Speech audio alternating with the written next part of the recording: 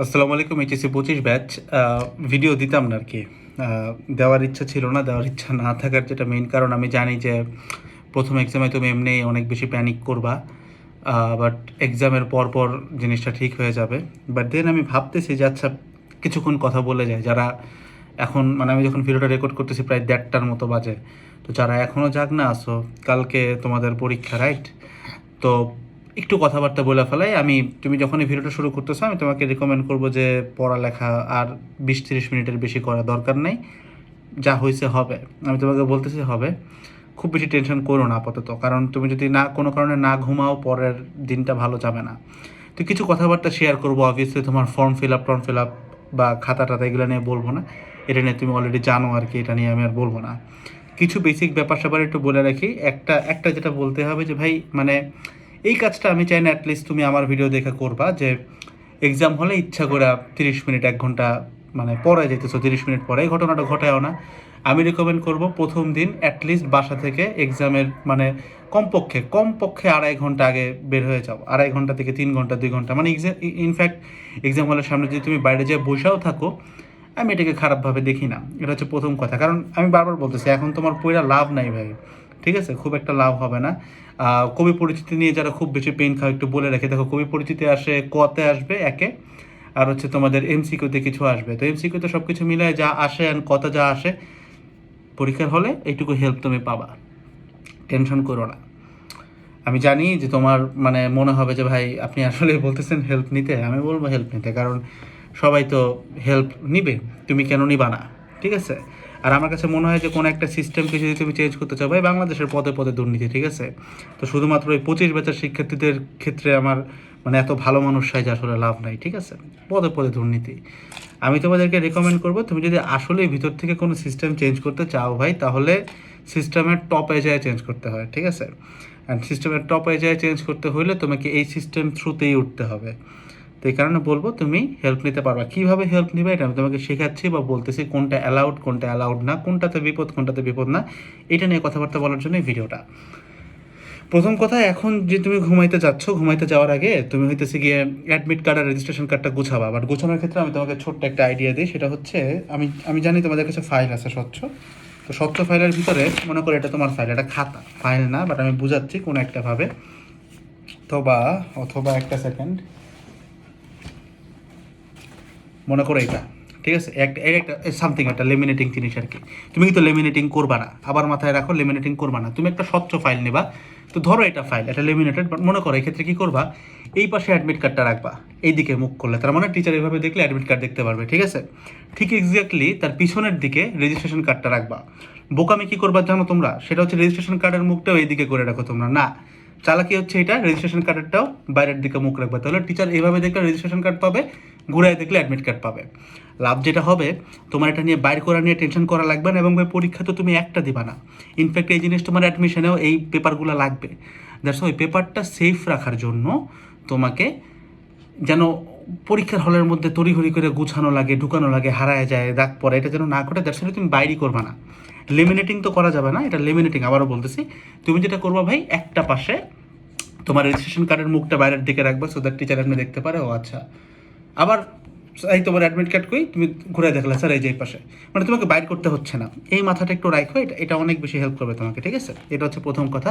আর এই জিনিসটা এখনই করে রাখো, ঠিক আছে? যদি বলো যে ভাই আমার কাছে তো এখন এরকম ফাইল টাইল নাই, থাকা উচিত ছিল, বাট যদি না থাকে তাহলে যেরকম আছে নিয়ে যাও, কিছু করার নেই ক্ষেত্রে আর, ঠিক আছে? স্ট্যাপলার মারো না, নষ্ট হয় কিন্তু এগুলো, বা ছিটতে যাবে, ছিঁড়ে টেড়ে যাবে, এ আর কি। এক এক নম্বর কথা। 2 নম্বর কথা হচ্ছে ভাই, লুজ শিটে যেন ঠিক মতো নাম টাম লেখো। লুজ শিটে একটা নাম্বারিং করার জায়গা থাকে, নাম্বারিংটাও যেন খুব স্পষ্টভাবে করো। এবং যখন লুজ শিট তুমি সেলাই করতেছো, মেক শিওর করো সেলাইটা যেন একটু ভিতরের দিকে করে, তা না হলে কিন্তু লুজ শিটটা ছিঁড়ে আসে। এটা প্লিজ একটু মাথায় রাখো, কারণ তোমার ওইখানে যে মামা এসে সেলাই করে দিবে, তার কিন্তু এটা, হ্যাঁ অবশ্যই তার দায়িত্ববোধে পড়ে, কিন্তু তুমি বুঝতেছো কেউ এটা নিয়ে কনসার্ন না, ঠিক আছে? সো দ্যাটস ওইটা একটু ভালো মতো করা হয় ভিতরে, তুমি যাই লেখছো না কেন এটা মেক শিওর করো ভিতরে যেন ভালো মতো থাকে, ঠিক আছে? এটা হচ্ছে একটা ব্যাপার গেল। আরেকটা ব্যাপার এখানে যেটা আমাকে বলতে হবে, সেটা হচ্ছে অ্যাডমিট কার্ড রেজিস্ট্রেশন কার্ড পূরণ করা নিয়ে একবার টেনশন করবা, throughout the whole time করবা না। তার মানে তুমি যখন প্রথমবার করতেছো ফিল আপ, তখন মাথা ঠান্ডা রেখে যদি সুন্দর মতো ফিল আপ করতে পারো একবার, তাহলে কিন্তু পরে এটা নিয়ে আর টেনশন হবে না, ঠিক আছে? বুঝছো? সেই কারণে মানে প্রথমবারও তাড়াহুড়া করলা, পরেও তাড়াহুড়া করলা, লাভ নাই, তাহলে সারাক্ষণই টেনশন হবে। প্রথমবার যখন করতেছো একদম মিলায়ে নিবা। আর অনেকে আবার মানে এটা আমি রেকমেন্ড করি না আর কি, অনেকে বলে যে পাশের বন্ধুর সাথে রোলটা মিলায়ে দেখতে, যে ওকে বলতে ঠিক হয়েছে কিনা। প্রথম কথা ভাই, পাশে তোমার বন্ধু বসবে এই চান্স খুব কম, ঠিক আছে? না বসার চান্স কম, কারণ পাশে দেখা যায় অন্য কলেজের কেউ বসে, সাধারণত দেখা যায় বন্ধু বসলে পিছনে বসে বা অনেক পিছনে বসে, এরকম কিছু একটা ঘটে। তো তোমাকে হেল্প করবে এই জিনিসটা না ধরে যাওয়াটাই বেটার। তো ওর কাছে এটা মিলাইতে গেলেও বলবে যে হ্যাঁ দেখছি, এরকম বলতে পারে, সো কাজে আসে না। তার উপর আবার টিচার দেখা যেতে পারে তোমাকে নেগেটিভলি মার্ক করলো, সে মনে করলো যে তুমি তো অন্য কিছু করতেছো, দরকার কি, নিজেই মিলাই ফেলাবা, ঠিক আছে? এই আর কি। ওভারঅল এই হচ্ছে ব্যাপার স্যাপার। আর মিলানোর সময় একটা বুদ্ধি করবা, সেটা হচ্ছে 2 হাত ইউজ করবা, এক হাত দিয়ে বৃত্তের পাশে রাখবা আর এক হাত দিয়ে ফিল আপ করবা, তাহলে মিস হয় না আর কি, ঠিক আছে? এমসিকিউর ক্ষেত্রে যখন তুমি ধরো 4 নম্বর উত্তর না করে 5 নম্বরে চলে গেছো, তখনও এরকম একটা হাত দিয়ে মনে করো 5 ফিল আপ করতেছো, 5-এর পাশে রেখে করতেছো আর কি, ঠিক আছে? সেট সংখ্যা, সেট নাম্বার, এটা খুব ভালো মতো মিলাই নিবা, সেট নাম্বারটা দেখে নিবা, ঠিক আছে? এটা হচ্ছে ওভারঅল গেল। এখন আসলে আমি জানি তুমি যে কারণে ভিডিওটা এত দূর পর্যন্ত আসছে, সেটা হচ্ছে ভাই হেল্প নিব কেমনে। তোমাকে দুইটা হেল্পই বলতেছে, একটা হচ্ছে এমসিকিউ, একটা হচ্ছে সিকিউ। প্রথমে একটা জিনিস বোঝার চেষ্টা করো ভাই, বোর্ডে মানে যারা এক্সাম মানে গার্ড দিতে আসে, তোমাকে যে ইউটিউবার যেই কথা বলুক না কেন, গার্ড কঠিন হবে এমন কিছুই না, গার্ড নর্মালি হবে, নর্মাল, একদম নর্মাল। সিচুয়েশনটা হচ্ছে এরকম যে টিচার হইতেছে চায় যেন তুমি দেখতে পারো, টিচার চায় না যে তুমি খারাপ করো, বিশ্বাস করো, এত কোনো টিচার এত খারাপ না, মানে একদম 1 কোটিতে একজন এরকম হইতে পারে, কিন্তু মেজরিটি টিচারই তোমাকে হেল্প করতে চায়, কারণ উনি নিজেও এই কাজ করেই আসছে, এই প্রসেস দিয়ে আসছে। আমাদের বাংলাদেশের মানে একদম গোড়া থেকে আগা মাথা সব কিছু হচ্ছে একইভাবে এই প্রসেসে যায়। স্বচ্ছতা কখন আসে? স্বচ্ছতা আসে অ্যাডমিশনে দেখা দেখি করা যায় না, সাইলেন্ট এক্সপেল থাকে, জব এক্সামগুলো অনেকটা ওরকম আর কি, যদিও জব এক্সাম সম্পর্কে আমার আইডিয়া একটু কম। বাট এসএসসি এইচএসসিতে এই কাজ সবাই করে আসছে, তো টিচারও জানে, টিচারও চায় এটা, ঠিক আছে? তুমি দেখতে পারো। এখন টিচার যদি দেখে তুমি দেখতেছো কিন্তু বেয়াদবি করতেছো, তখন হচ্ছে সমস্যাটা। তুমি দেখতে পারো, তুমি হেল্প নিতে পারো, বাট কি করা যাবে না? বেয়াদবি করা যাবে না। এখন ভাই বেয়াদবি কেমনে না করা যায়? দেখো, প্রথম থেকেই তুমি খুব সুন্দর মতো টিচার যা বলে সেটাই জি হুজুরে থাকতে হবে, ঠিক আছে? তোমাকে এটা বকা দিল কোনো একটা কারণে, চুপ, জি স্যার, সরি স্যার, কোনো উত্তর দেবা না, মানে ডোন্ট টক, ঠিক আছে? Just sir sorry, that's it, আর কিচ্ছু না, আর কোনো কিছু নিয়ে কোনো অবজার্ভ মানে কিছু করবা না, ঠিক আছে? এখন এমসিকিউর ক্ষেত্রে সবার আগে মাথায় রাখবা যে তুমি যদি প্রথম দিকেই দেখা দেখে শুরু করো, টিচার কিন্তু এটাকে বেয়াদবি আকারে নিবে। আমি তোমাকে একদম একদম লিখে দিতে পারি, আমরা এটা এনডিসিতেও পাইছি, সবখানেই হয় এটা।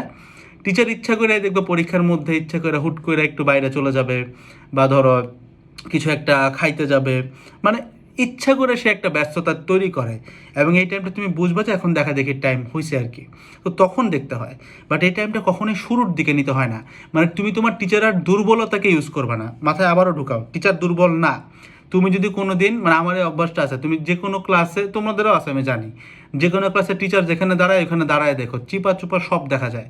তো কোনো টিচার দুর্বল না ভাই, এটা মাথায় রেখো, সে কিন্তু দুর্বল না। তুমি যদি দুর্বলতা ইউজ করতে যাও, টিচার কিন্তু তোমাকে দেখতেছে, কারণ সে তো ওই জায়গায় ছিল। তুমি কিন্তু এমন কট খাবা, দেখা যাবে 20 মিনিট আটকায় রাখছে, শেষ, পরীক্ষা শেষ। সো থিং ইজ, টিচারের দুর্বলতাকে ইউজ করবা না। টিচার যখন ইন্টেনশনালি করতেছে, এটা বোঝা খুব সহজ ভাই, ইন্টেনশনালি করলে ইজিলি বুঝবে। যেমন সে ইচ্ছা করে গল্প করতেছে, এই টাইমে তুমি হেল্প নিতে পারো, ঠিক আছে? এটা হচ্ছে প্রথম কথা। তো এই ক্ষেত্রে একটা জিনিস সবসময়, তারপরও একটা সিকিউরিটি আমার মাথায় থাকতে হবে, সেটা হচ্ছে আমি তখনই হেল্প নিব যখন আমার মনে হবে যে খাতাটা নিয়ে গেলে সমস্যা নাই। মানে ধরো এমসিকিউ, ধরো 25টা আসছে বা 30টা, তোমার যাই আসছে, এই 30টা এমসিকিউর মধ্যে তোমার মাথায় এমনি কাজ করা উচিত না যে প্রথম 20টাই পারি না, 20টাই দেখা শুরু করলাম না। তুমি 10টা পড়ো, 10টা আস্তে ধীরে করবে। এটা বাংলা এমসিকিউ, মাথা ঠান্ডা করো। বাংলা এমসিকিউ 30টা দাগাইতে ভাই খুব বেশি হলে 5 মিনিট লাগে 30টা দাগাইতে, ঠিক আছে? এটা তুমিও জানো, আমিও জানি। সো দ্যাটস এই, শুরুতেই চোরামি করা যাবে না। শুরুতে চুপচাপ বসো, যা পারো, কিছু তো পারো, তাই না? ওইটা দাগাবা। যেগুলো পারো না এগুলো লাস্টের দিকে রাখবা, কারণ লাস্টের দিকে টিচার তোমাকে সুযোগটা দিবে, শুরুর দিকে দিবে না। শুরুর দিকে দেখা যায় ওই মোবাইল কোর্ট হচ্ছে তোমার ওইখান দিয়ে চলাচল করে, ম্যাজিস্ট্রেট চলাচল করে। তো তুমি যদি টিচারকে তার সামনে ছোট করো, টিচার তোমাকে ছেড়ে দিবে? দিবে না, নর্মাল ব্যাপার, ঠিক আছে? এটা গেল। সেকেন্ড থিং, কখনোই কোশ্চেন আদান প্রদান করবে না, এটা কিন্তু একটা ইন্টেন্স লেভেলের বেয়াদবি। মানে ইন্টেন্সভাবে দেখে জিনিসটা, মানে তুমি চিন্তা করতে পারো যে এটা সে কতটা হার্ড নেয়। সো তোমার মানে স্ক্রিপ্ট চেঞ্জ করা, কোশ্চেন চেঞ্জ করা কোনো দরকার নেই এক্সচেঞ্জ করার, ঠিক আছে? তুমি জাস্ট শুনবা। এখন ভাই আমার তো ধরো ধরেন ভাই আমার তো সেট মিলতেছে না আমার পিছনের জনের সাথে, কোনো সমস্যা নাই, সেট মিলবে না। তুমি এটা এক্সপেক্ট করো না যে তুমি এই যে এখানে এই যে ভালো পয়েন্ট মাথায় আসছে, প্রশ্ন পাওয়ার পরে একদল করে কি মামা তোর সেট কত, সেট কত, সেট কত, এরকম করে মিলাইতে যায়ও না ভাই। টিচার এটা পছন্দ করতেছে না, কারণ এখানে হেল্প নেওয়ার একটা প্রসেস আছে, আমরা সবাই করছি, এসএসসি সবাই করে এগুলা। তুমি প্রশ্ন করবা, যেমন মনে করো কল্যাণের মামার নাম কি, সে একটা কোশ্চেন আসছে, তো তুমি যদি বা বন্ধুকে বলো কল্যাণী মামা, সে তোমাকে অপশনটাও বাংলায় বলে দেবে যে ধরো তমুক। বুঝতে পারছো? এই কথাটা হচ্ছে এরকম, টাইপ টপিকটা বুঝছো? You don't need to ask for 23-এর কত, ক খ গ, এই ঝামেলা দরকার নেই। পুরো কোশ্চেনের আংশিক একটা পার্ট, এটা আগে এক্সাম হলে যাওয়ার আগে বন্ধুর সাথে আলোচনা করে ফেলবে। তুমি তো জানো তোমার পিছিয়ে কে পড়ছো, রাইট? আলোচনা করে ফেলবে যে আমি তোমাকে যদি এতটুকু টার্ম বলে আমার উত্তরটা এমনি দিবা, ঠিক আছে? আমিও সেমভাবে যাবো, এইটুকু মিথজীবিতা শিখতে হবে। আর প্লিজ ভাই, পাশের বন্ধু, পাশে যাকে চিনো না তুমি, ধুমধাম করে বন্ধু হবে না তোমার, লিখে দিতে পারে খুব একটা বন্ধু হবে না তোমার। এটা খুব মানে আইরনিক্যাল ব্যাপারটা হুট করে হয়ে যাবে। এটা হচ্ছে এমসিকিউর ব্যাপার স্যাপার, যে পুরা কয় সেকেন্ড লাগছে এটা বলতে। মনে করো সিরাজউদ্দৌলার নাতির নাম, আমি মজা করে বলতেছি, বাট এরকম ধরো রবীন্দ্রনাথের কাব্যগ্রন্থ কোনটা, রবীন্দ্রনাথ কাব্য, এটুকু বললে হয়ে যাচ্ছে। So you have to understand, দুইটা লাইন বললেই কিন্তু হয়ে যায়, দুইটা ওয়ার্ড বললেই হয়ে যায়। অপশনে এসে বলে দিলেই হবে যে তমুক একটা, শেষ। সেই ক খ গ ঘ সেট, এগুলো হচ্ছে বেহুদা প্যারা আর কি, ঠিক আছে? তো টিচার এটা চায় না তুমি এটা করো। এটা হচ্ছে এমসিকিউর কাহিনী, ঠিক আছে? গেল। এবার আসো সিকিউর কাহিনী। আচ্ছা, আরেকটা ব্যাপার বলে রাখি, তুমি যখন 10টায় অ্যান্সার করছো, 20টা পারো না, বসে আছো একটু, তখন কি করবা? সেট করে টেট করে একটু মিলে আরেকবার রিচেক করে দেখে ফেলবা, তাহলে তোমার টেনশনটা আর থাকবে না, পরে টিচার নিয়ে গেলেও সমস্যা নেই, ঠিক আছে? সিকিউর কাহিনীতে বলি ভাই, ক খ তুমি মেজরিটি পারবা না, ঠিক আছে? তো এই ক্ষেত্রে তোমাকে চুজ করতে হবে যেটা তুমি ক পারো না, ঠিক আছে? ধরো, সো কিন্তু ওটার গ ঘ তুমি খুব ভালো পারো, আবার আরেকটা আছে ক খ পারো, গ ঘ পারো না। সো আমরা সবাই ভুল করি কি জানো, ক খ যেটা পারি ওটাই উত্তর দিই, বাট এটা না। ক খ তুমি দেখার জন্য ইনাফ টাইম পাবা, মানে শোনার জন্য অ্যাটলিস্ট। গ ঘ যেটা ভালো পারো, মানে সি আর ডি, ওইটা তোমার মেইন প্রায়োরিটি, ওইটা তুমি আগে দিবা, ঠিক আছে? এটা হচ্ছে মেইন কথা। যখন তুমি উত্তর করতেছো তখন যেটা করবা সেটা হচ্ছে, মনে করো ক পারো না, এক লাইন ফাঁকা রেখে চলে যাও, পরীক্ষার লাস্টের দিকে তুমি এই টাইম পাবা। লুজ শিট যখন সেলাই করতে আসে টিচার দেখবে, তখন তোমাকে টাইম দেয়, অনেক জায়গায় টাইম পাবা এটা, ঠিক আছে? 3 ঘন্টা টাইম ভাই, টিচার নিজেই হাঁপায়া যায়, ঠিক আছে? 2 ঘন্টা 3 ঘন্টার পরীক্ষা এমনি হাঁপায় যায়, সো তুমি টাইমটা পাবা। সো শুরুর দিকে এগেইন বলতেছি, এই ঝামেলাটা করার দরকার নেই। আরেকটা কথা বলি, শাওন রেজা ভাইয়া, এই কথাটা হইতেছে উনি আমাদের সময়েও বলতো, উনি তো আমাদের টিচার মানুষ, এখনও বলছে, এটা খুব সুন্দর একটা কথা। সেটা হচ্ছে আমরা সবাই ভুল করি কি, মানে সিকিউ যেগুলো ভালো পারি এগুলো প্রথমে দিয়ে দিই।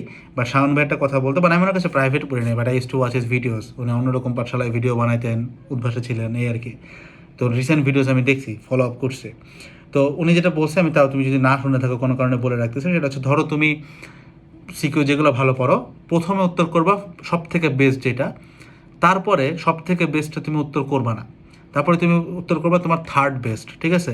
অ্যান্ড তোমার যেটা সেকেন্ড বেস্ট ছিল, মানে ফার্স্ট বেস্ট শুরুতে উত্তর করলা, থার্ড বেস্ট সেকেন্ড উত্তর করলা, আর সেকেন্ড বেস্টটা লাস্টে উত্তর করবা, কারণ সাধারণত টিচারদের হাতে এত টাইম থাকে না। তো সে খাতা দেখা যায় শুরুরটা ভালো মতো পড়ে, লাস্টেরটা ভালো মতো পড়ে। বাট আমরা পোলাপানরা কী করি, সুন্দর প্রথম দিকটা খুব পারফেক্টভাবে লিখি, লাস্টের দিকগুলো একদম কাকের ঠ্যাং বকের ঠ্যাং বানায় ফেলাইছে, এই কাজটা করা যাবে না, ঠিক আছে? সো এই কারণে একটা সামঞ্জস্য রাখার জন্য ফার্স্ট বেস্ট আর সেকেন্ড বেস্ট শুরুতে আর লাস্টে দেবো আর কি, মাঝখানে তুমি যা করো, ঠিক আছে? এই আর কি ওভারঅল। আরেকটা কুইক টিপ দিব, সেটা হচ্ছে গিয়ে তুমি যেহেতু কবি পরিচিতি হালকা পাতলা পড়ছো, তুমি জানো যে কোন গ্রন্থ কে লিখছে, তাই না? তোমার পাঠ্য ব্যাপারগুলা। তো একটা নাম্বার পিক করার ভালো বুদ্ধিমানের কাজ হচ্ছে, মনে করো অপরিচিতা, ঠিক একটা সিকিউ আসছে, তুমি লিখলা তমুক রচিত অপরাজিতায় বলা হয়েছে, মানে ধরো সেই একজন লেখক অপরিচিত লিখছে, তাই না? তুমি লিখবে যে তমুক রচিত এত, তমুক রচিত এত, এটা লেখার মানে কি? এটা লেখার মানে হচ্ছে টিচার সেন্স পাচ্ছে যে তুমি কিন্তু পড়ে আসছো। তুমি লিখবা না যে উদ্দীপকের গুরুত্ব অপরিসীম, সে বুঝে গেছে আর কি। সেরকম কিছু সিম্পল হিন্টস দেবা আর কি তোমার লেখার মধ্যে, যেন টিচার বুঝে, কারণ টিচার পুরোটা পড়বে না, বাট ফার্স্ট লাইন পড়তেছে। তো ফার্স্ট লাইনে যদি তোমার এরকম লেখা থাকে যে মনে করো অপরিচিত গ্রন্থের সাথে উদ্দীপকের মিল দেখাও, তখন তুমি লিখবা তমুক রচিত অপরিচিত গ্রন্থের সাথে মিল। বুঝতে পারছো কাহিনীটা কি? এ হচ্ছে খেলা। That's all over the whole thing ভাই, খুব বেশি টেনশন করো না, ঘুমায় যাও, যা পড়ছো তাই মোর দ্যান ইনাফ, ঠিক আছে?